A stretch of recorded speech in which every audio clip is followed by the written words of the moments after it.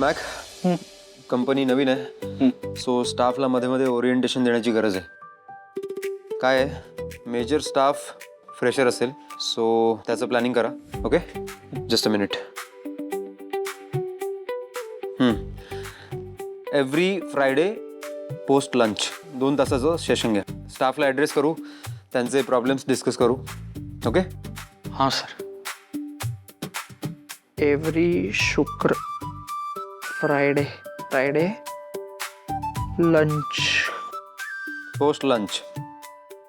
हाँ.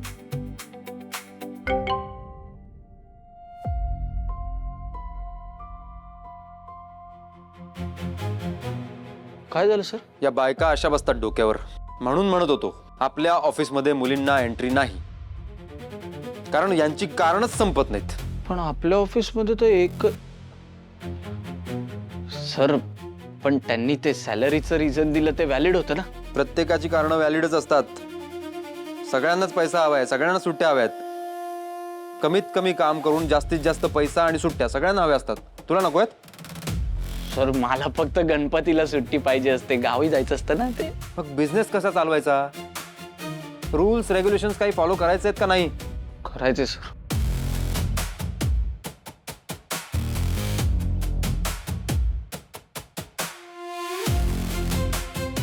आणि असे किती दिवस झालेत ऑफिस जॉईन करून, आणि लगेच सुट्ट्यांची नाटकं सुरू. टाइमपास म्हणून जॉब करते का ही? तिची फायनान्शियल कंडिशन, फॅमिली मधला फायनान्शियल क्रंच सगळं सांगितलं हिने. पैसे हवेत ना, मग खाली मान घालून काम करायचं. सुट्ट्या कसल्या मागतायत? जॉब करते की टाइमपास?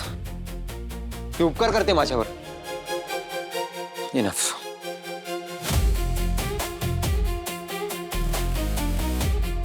काय करताय सर?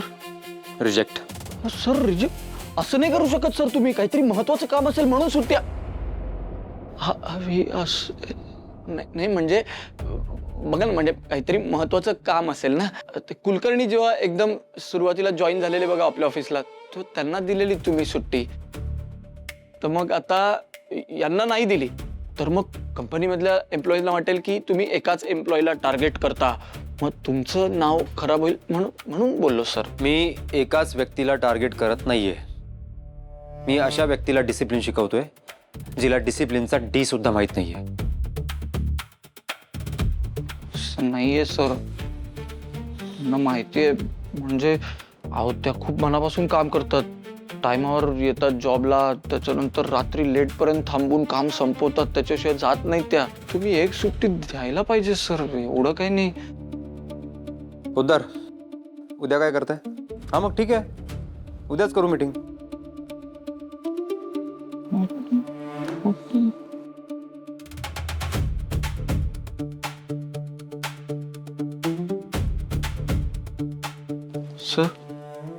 सर कुठे चाललाय सर?